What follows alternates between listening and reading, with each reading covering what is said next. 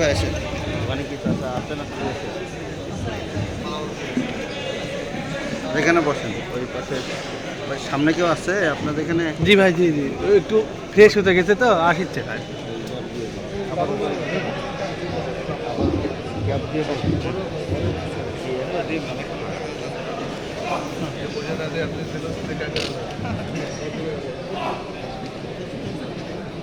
الحمد لله رب العالمين والصلاة والسلام على رسوله الكريم وعلى آله وصحبه أجمعين এদেশের তাওহীদি জনতার প্রিয় সংগঠন, এদেশের মানুষের প্রিয় কাফেলা বাংলাদেশ জামাত ইসলামী বগুড়া শহর জামাতের উদ্যোগে আয়োজিত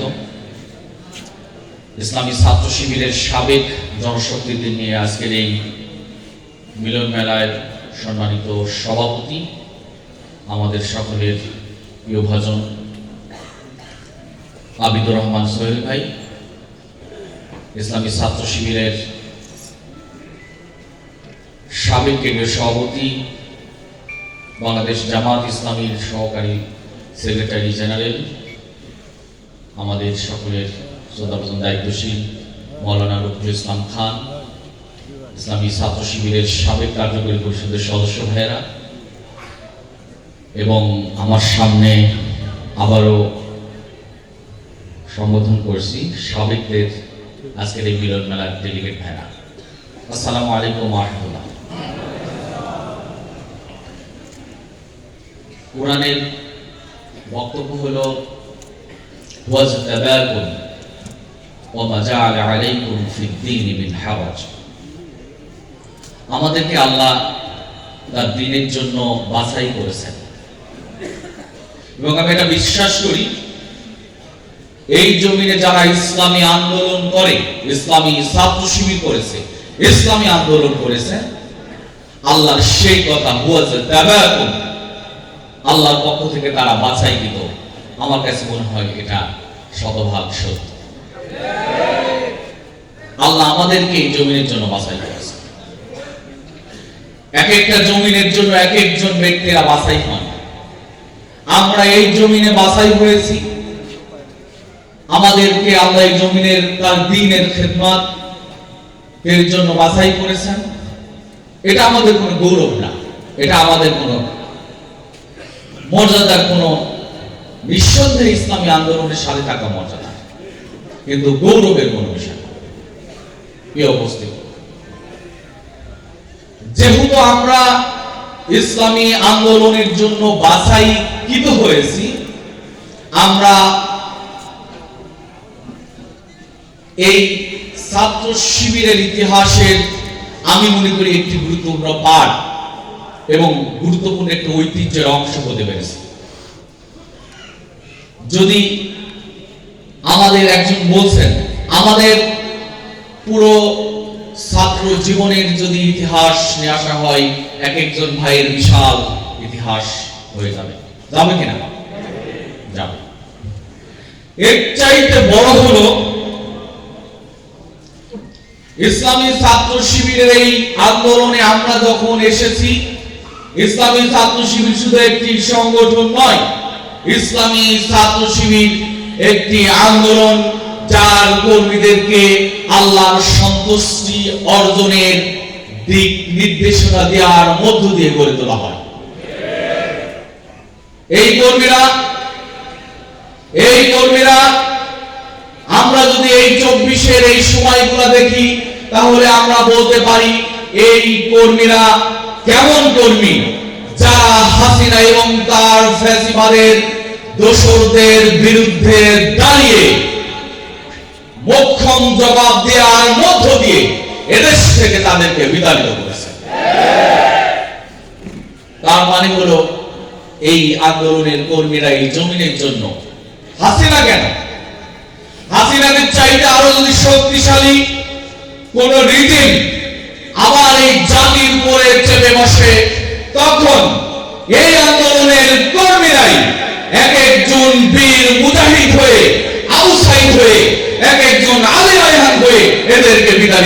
ইনশাআল্লাহ।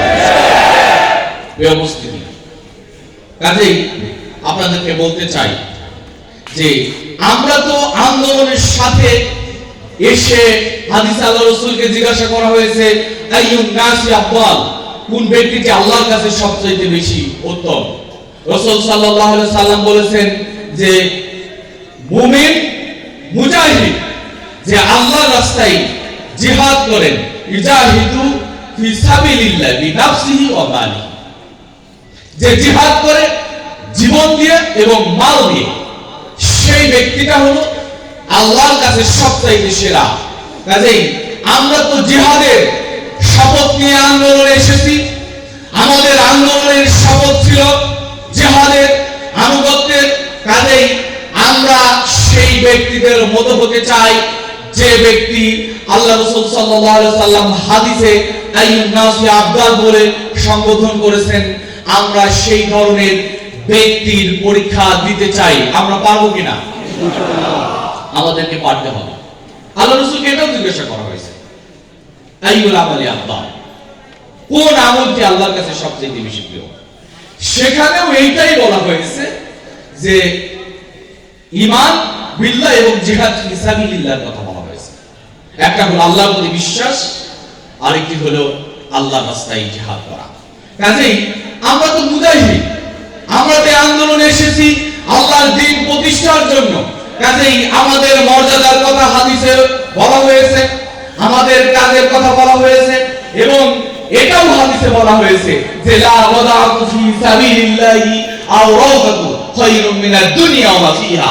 সকাল এবং সন্ধ্যায় আল্লাহর রাস্তায় সময় দান করাটা আসমান এবং জমিনের সবচেয়ে বেশি, এর চাইতে আসমান এবং জমিনের মাঝে সবচেয়ে বেশি কল্যাণকর কাজ।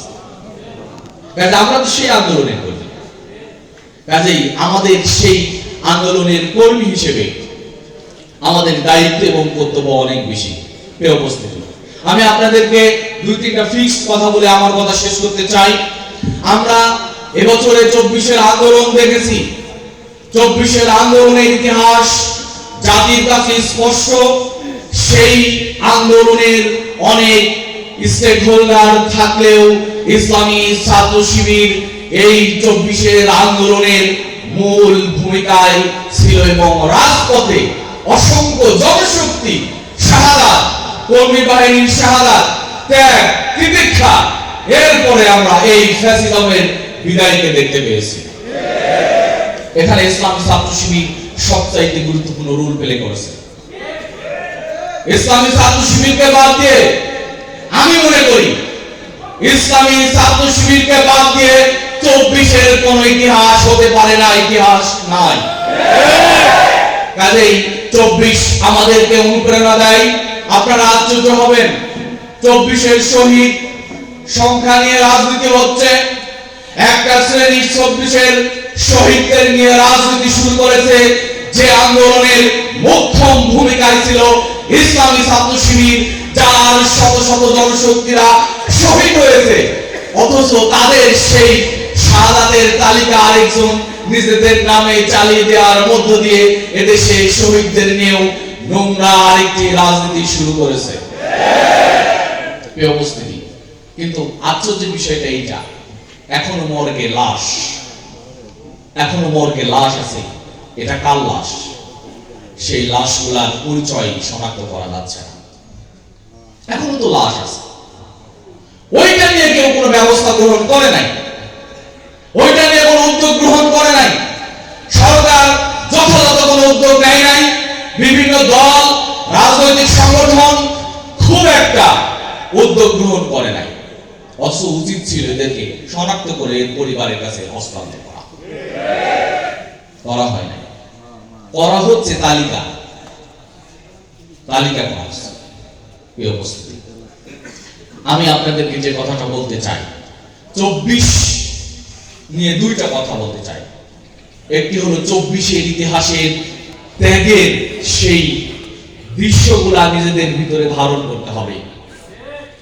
এত বেশি ত্যাগের 24-এর একজন নিরস্ত্র সাধারণ ছাত্রদেরকে রাষ্ট্রের সকল অস্ত্র শস্ত্র প্রয়োগ করার দৃশ্য একজন সাধারণ মানুষকে স্বাভাবিক থাকতে দেয় না, দিতে পারে না। আপনারা দৃশ্যগুলো দেখবেন, আমাদেরকে এই দৃশ্য নাড়া দেয়। এই দৃশ্য কত ভয়াল ছিল, এই দৃশ্য কত ভয়াবহ ছিল। নিরস্ত্র সাধারণ ছাত্রদেরকে কিভাবে উপর থেকে নিচ থেকে বিভিন্ন ভাবে তাদেরকে গুলি বর্ষণ করা হয়েছে আমরা ঢাকার রাজপথে দেখেছি। একটা রাষ্ট্র ইন্টারনেট সেবা বন্ধ করে জাতিকে অন্ধকারে রেখে শত শত হাজার হাজার ছাত্র এবং জনতাকে তারা হত্যা করেছে। শিশু থেকে কোনো কিছু, শিশু থেকে শুরু করে 70 মানুষকে তারা হত্যা করেছে। কত মানুষ আহত হয়েছে এর সুনির্দিষ্ট কোনো তথ্য নাই। কত মানুষ চোখ হারিয়েছে। ইসলামী ছাত্র শিবির এখন অসংখ্য দায়িত্বশীল, আমরা প্রত্যেকদিন শুনছি যে তাদের চোখ নষ্ট হয়েছে। এই সংখ্যাটা অনেক বেশি।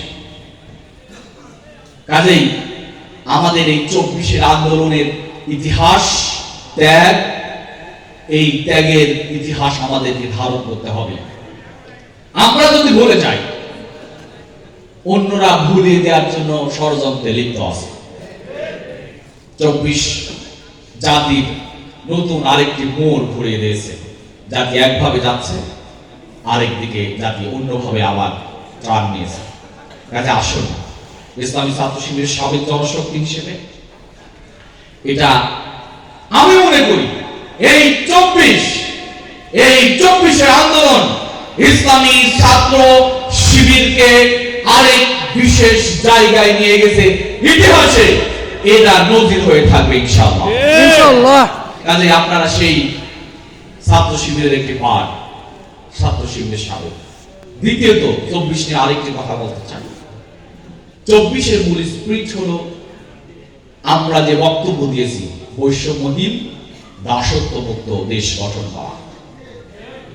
এখানে মানুষ মানুষকে প্রভু হিসেবে গ্রহণ করবে না, কোন আধিপত্যকে মেনে নেবে না। এই জন্য 24-এর আন্দোলন হয়েছে। ঠিক। কাজেই 24 বৈষম্যহীন দাসত্বমুক্ত সমৃদ্ধ যে বাংলাদেশের স্বপ্ন জনগণের মনে এঁকে দিয়েছে, সেই স্বপ্ন বাস্তবায়ন করার জন্য ছাত্র শিবিরের সাবেক বর্তমান সকল জনশক্তিকে মাঠে থেকে তার প্রমাণ নিশ্চিত করতে হবে। আমরা যদি মাঠে না যাই, আমরা যদি মাঠে না থাকি, তাহলে সবকিছু চিন্তাই হয়ে যায়, এটাও চিন্তাই হয়ে যাবে। এজন্য দাসত্ব মুক্ত, অন্যের তাবেদারি মুক্ত, মন যা চাই তাই করা যায়, এরকম বাংলাদেশ এখন আর জনগণ চায় না। কাজেই আপনাদের প্রতি অনুরোধ থাকবে, আপনারা মাঠে থাকবেন, ইনশাআল্লাহ। মাঠে থাকতে হবে, ময়দানে থাকতে হবে। জনগণ কি চায় সেটা আমাদেরকে দেখতে হবে। আসুন প্রিয় ভাইরা, আমি 3টা কথা বলে শেষ করতে চাই। যেহেতু উত্তরবঙ্গ, আমরা উত্তরবঙ্গ নিয়ে একটা কাজ করতেছিলাম, এখানে একজন ভাই আছেন সোহেল ভাই, আমরা গত 3 দিন ধরে কাজ করতেছি একটা ইস্যু নিয়ে। আমাদের এই এলাকার মানুষের চাওয়া পাওয়াটা কি? ইসলামী ছাত্র শিবিরের সাবেক জনশক্তি হিসেবে আমাদের চাইতে, আপনাদের চাইতে অন্যরা বুঝবে না, আমরা এটা বুঝবো। কিন্তু বাস্তবিক আমরা বুঝবো কিনা বা বুঝছি কিনা, এটা একটু চিন্তা করতে হবে।